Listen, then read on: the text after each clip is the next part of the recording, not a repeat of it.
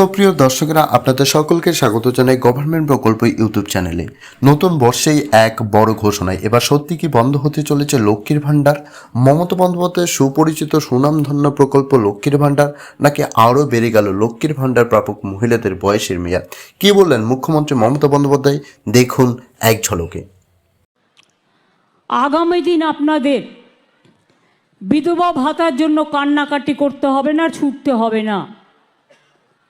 এই লক্ষ্মীর ভাণ্ডার যারা পাচ্ছেন এবং যারা এখনও পাননি, যারা পাবেন, মনে রাখবেন শুধু 60 বছর পর্যন্ত নয়, যতদিন বেঁচে থাকবেন ততদিন এই ভাতা পেয়ে যাবেন, অর্থাৎ সারা জীবনের জন্য।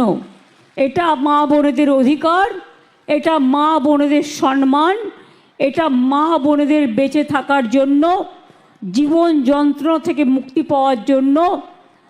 বন্ধুরা, লক্ষ্মীর ভাণ্ডার প্রকল্প বন্ধ হচ্ছে না আর, বরং লক্ষ্মীর ভাণ্ডার প্রাপক মহিলাদের বয়স সীমা 60 থেকে যতদিন বাঁচবে ততদিন পাবেন এই লক্ষ্মীর ভাণ্ডার। এটাই বললেন মুখ্যমন্ত্রী মমতা বন্দ্যোপাধ্যায়। মুখ্যমন্ত্রী মমতা বন্দ্যোপাধ্যায় এও জানিয়েছেন, জানুয়ারি মাসের শেষ সপ্তাহ থেকে ফেব্রুয়ারি মাসের দ্বিতীয় সপ্তাহ পর্যন্ত চলবে লক্ষ্মীর ভাণ্ডারের নতুন আবেদন।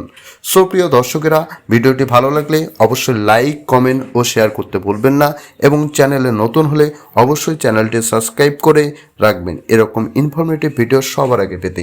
ধন্যবাদ।